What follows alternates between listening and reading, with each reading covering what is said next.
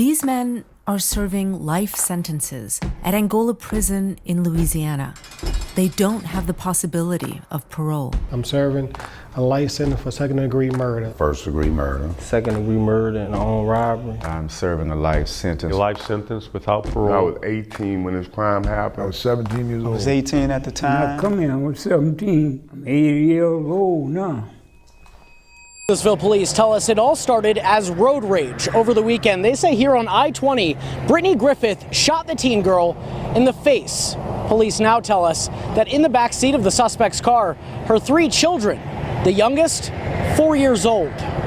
A love triangle leaves a spring man dead. The Harris County Sheriff's Office saying an adult female, Karen Stewart, advised responding deputies that she shot her husband after he told her he was in love with another woman. That other woman was with him at the time. Karen Stewart is now in jail, charged with murder, bond set at $75,000.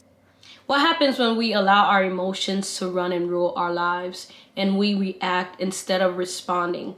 Sometimes consequences and actions that we regret later on that could have been avoided if we knew how to respond versus react. In today's video, we're going to be exploring learning how to respond instead of react.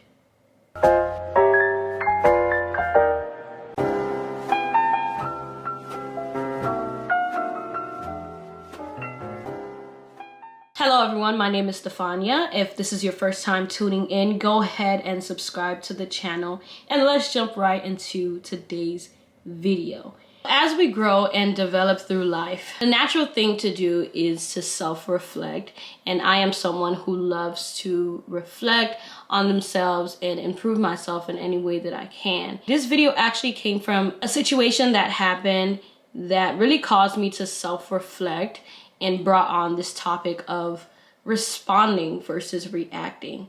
And there was a phone conversation that I had with my mom. To give some context behind that, me and my mother's relationship is very toxic, up and down. It's one of those situations where I've come to the realization that my mom is not emotionally safe in terms of my feelings. I can't have this expectation that she's able to nurture them because she has proven time and time again she's just not able to. She just doesn't have the capacity to do that. And where we go wrong is we try to change people. We try to change them and fit them into this mold that we want them to be for us. And what I've had to learn throughout dealing with my relationship with my mom is that you cannot control or change anyone. So having that unfair expectation on them is not only not fair to them, but it's also not fair to you, because it puts you in this situation where you will constantly be hurt by them. And so towards the end of our conversation, she said some things that were hurtful, and the conversation ended from there. And that's a pattern that usually happens with my mom. Whenever we try to have a civil conversation, it always ends just wrong. But there was something different that I noticed in this moment. When she said what she said that was rude and triggered a certain response in me, there was a physical reaction, right? Because when you get angry, there's a physical reaction our body gets where you can either feel your hands getting really hot, you're sweating, your heart starts racing fast. So there's a reaction that your body does innately because that's how we're wired in terms of survival, right? So in that moment, there was a physical reaction in my body, but I realized I did not react the way I would have years ago. And it was in that moment I realized the power of responding versus reacting. I was able to really slow down to think before I react. That's a really helpful tool, slowing down to process your emotions or slowing down to process what's going on in that moment.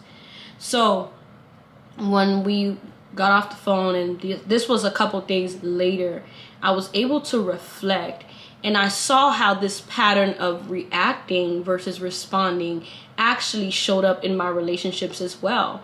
Romantic relationships, in terms of when I was in relationships and I would get triggered, there's this reaction that would come out of me that was from childhood stuff that I suppressed for years.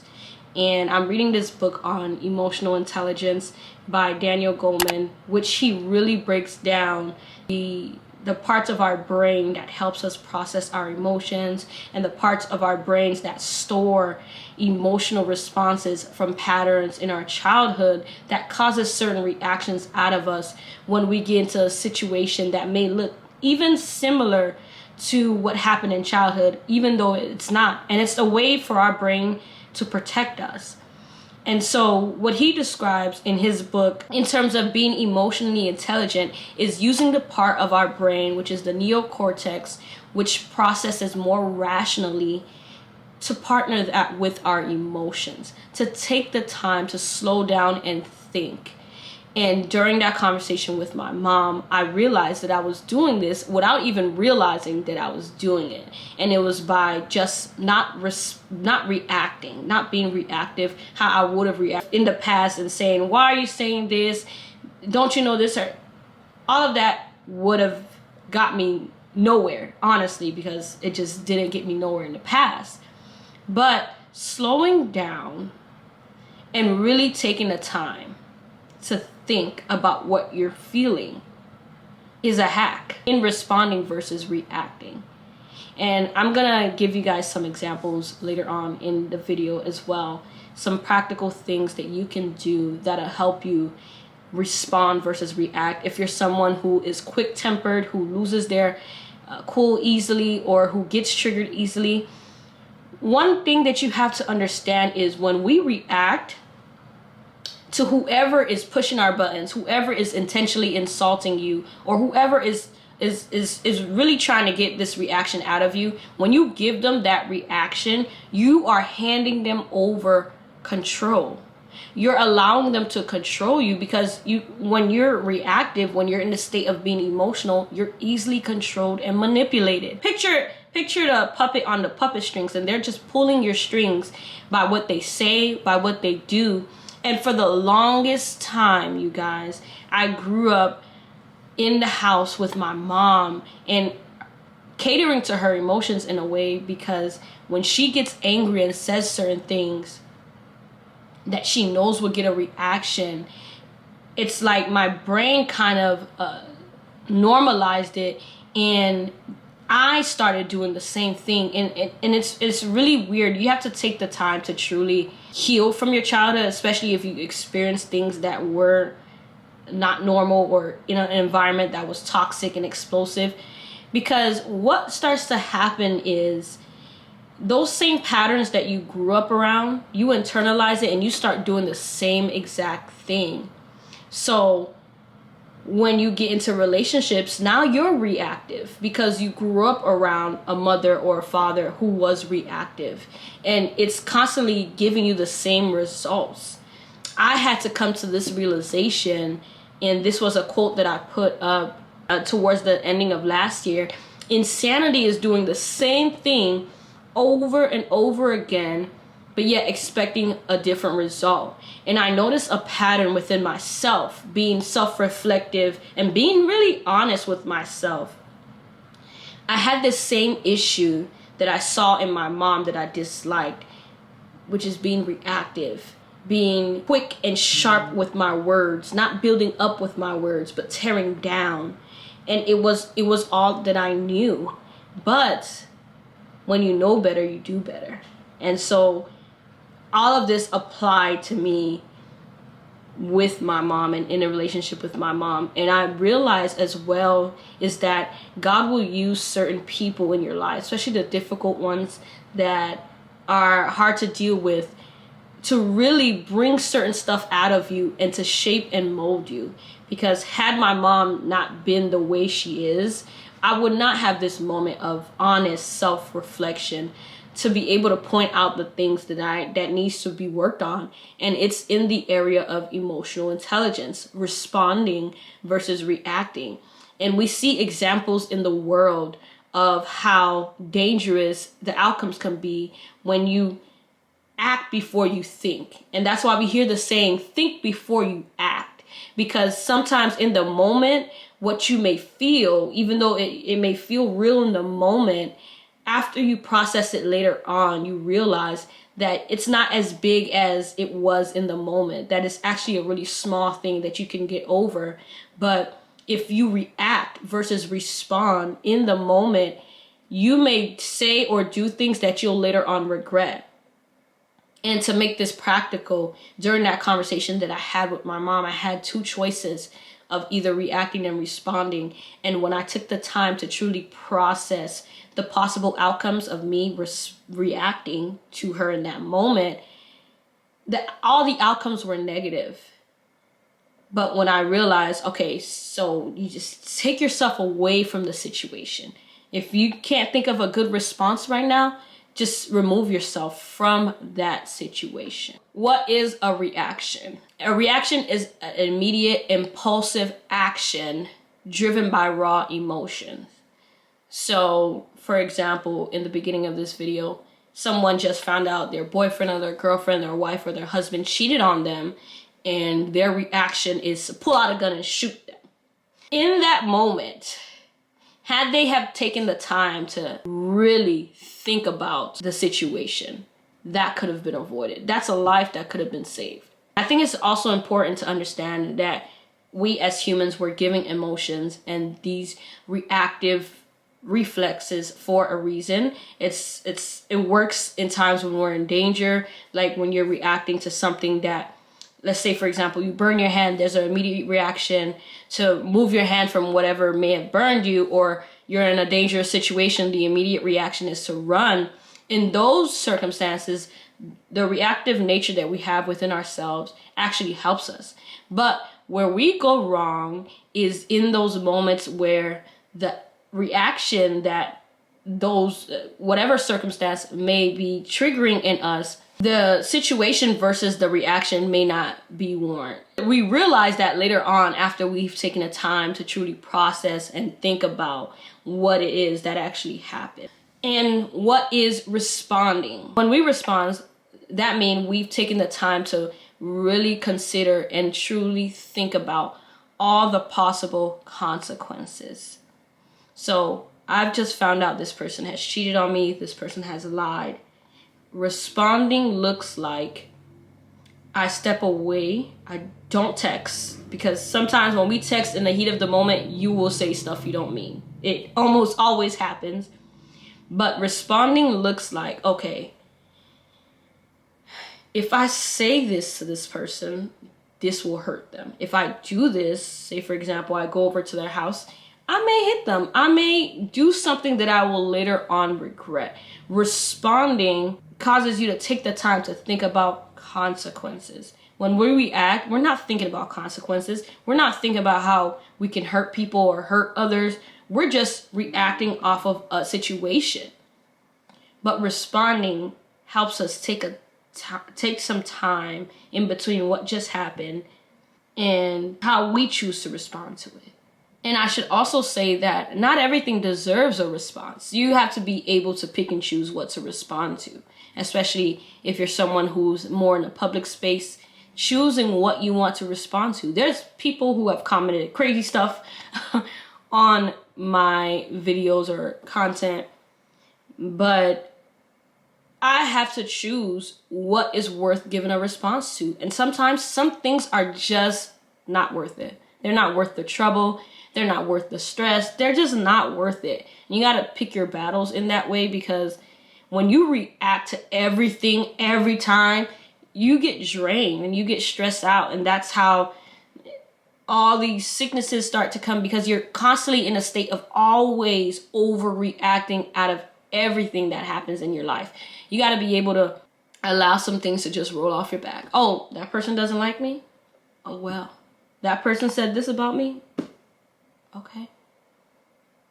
Okay. Just learn to be okay with things that don't matter. And that leads us to the next part that I found helpful, is to understand that most times when you're dealing with people, especially those who are toxic or difficult to be around, difficult people, you have to understand that most times those people project a lot of how they feel onto the world. So a lot of their disappointments, a lot of things that went wrong in their life, they most times project it onto you. And so what helps me in that moment is stepping outside of myself, not taking it personally, but just looking at it as this person has all of this stuff going on internally, which has nothing to do with me, which I cannot control. Whatever they say about me, it's not really about me. It has everything to do with what's going on inside of them, and they're just projecting how they feel about themselves on me. And you see people who are really mean and rude to people that they see really trying to make it in life or do something with themselves, and you see people projecting their own fears, their own insecurities, their own thoughts onto someone who's really trying out here.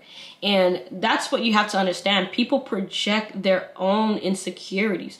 Don't allow anyone to project their feelings onto you, and don't take it personally.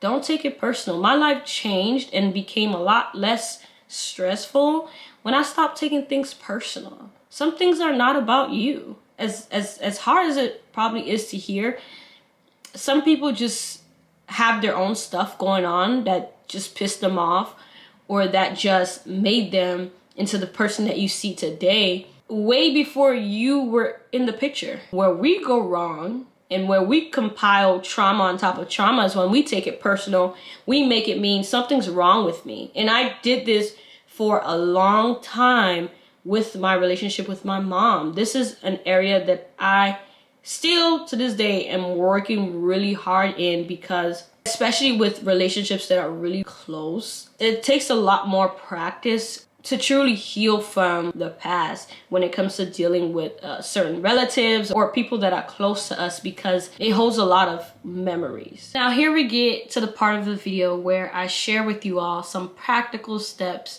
that can actually help you in the moments where you are facing with whether to respond or to react. This is what helps me. These are 3 steps that I believe will also help you as well. The first one is to take a deep breath and slow down.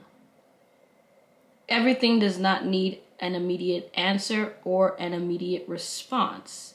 Taking the time to slow down and truly process what's going on gives you time to weigh out the scenario and weigh out possible outcomes. And most times we'll find that some things are just not worth it. They're not worth it. They're not worth engaging. They're not worth responding to or reacting to. The second thing here is to question the emotion. Question whether you're angry or you're sad, you're frustrated. Question it. What are you making it mean about you? Are you making it mean that this person has said that, for example, maybe you're stupid? Are you upset because maybe somewhere deep down inside you actually believe that you are stupid, or maybe you have insecurity around that area that you may still need to work on? And this is where being self-reflective and being honest with yourself comes in, because like what happened in the video with the woman who shot her boyfriend because she found out he cheated on her, and she internalized his cheating as rejection, not only rejection, but as there's something wrong with her. And when you start feeling that way, it makes you act in a way that you may want to defend how you feel or do something that you'll later on regret. And so really taking the time to question why those emotions are there, why you feel that way, and really question that as well. There's an example that my therapist, when we were speaking, there's an exercise that she did with me. It's a cognitive behavior therapy model where those thoughts that come into your mind, the negative ones, really challenging them and questioning them. Like, what are you making this mean? And then when you're able to pinpoint what you're making it mean, you can challenge that negative core belief and really tell yourself, actually, no, I'm not stupid. Here's why. I'm not stupid because. And I thought that was a really great exercise that helps in moments when we're triggered or we feel these core beliefs coming up within and down on the inside of us that we adopted in childhood. That's where a lot of this stuff happens, is in childhood. Your childhood is like a programming, almost like when they program a TV or a computer. Your childhood, if you're able to track back, a lot of these things are from your childhood. And being self-reflective and being self-aware, you can redirect these thoughts or these core beliefs that actually work against you and not for you. And that's what I've had to do. I'm still doing it. It's an ongoing journey. None of us will ever arrive. We're just consistently learning and evolving, which is what I love. The step number 3 is to consider the consequences. So if I decide to react in this way, what are the consequences? I could end up losing this person. I can end up losing my job. Maybe it's your boss that's pissing you off one day. They just caught you on the wrong day and they say something that triggered you. If you react in that moment, what are the possible consequences? You could lose your job and not be able to pay your bills. Then you're gonna end up being homeless. You know, it's like a domino effect. One thing leads to another. It's like, okay, so to avoid all of this, I'm just gonna choose to respond instead of react. This is a practical exercise, and I could sit here and tell you guys that it's easy, especially in the moments where you really feel that emotion rising up. But with anything, through practice, over time, you learn this skill to truly learn how to respond instead of reacting. We've reached the end of this video. One other thing I did want to mention is that when we're dealing with difficult people, one thing that has helped me is learning to love people from a distance. It doesn't mean that you have any hate or any animosity, but sometimes when you're in circumstances where people are not changing, you have to understand that you can't change anyone. The only person that you can work on is you. And so learning to love from a distance has really helped me in terms of picking when to respond. And I hope that this video has helped any one of you who has gained insight from it and learning how to be less reactive. My hope is that 2025 and beyond, you'll learn how to respond well and not miss out on any opportunities or lose people in your life because you're emotionally reactive or explosive. So that's the end of this video. I did want to share with you guys my new t-shirt line that I am getting ready to drop. This is one of the shirts that's gonna be in my clothing line, both, yeah. So this is one of the shirts, Truth Teller, and I'm gonna leave the link down in my description box. You guys be sure to check out the merch. Support the channel, support me, and thank you in advance for your support. So until next time, don't forget to comment below what your takeaway was from this video. And until next time, bye. Love you guys.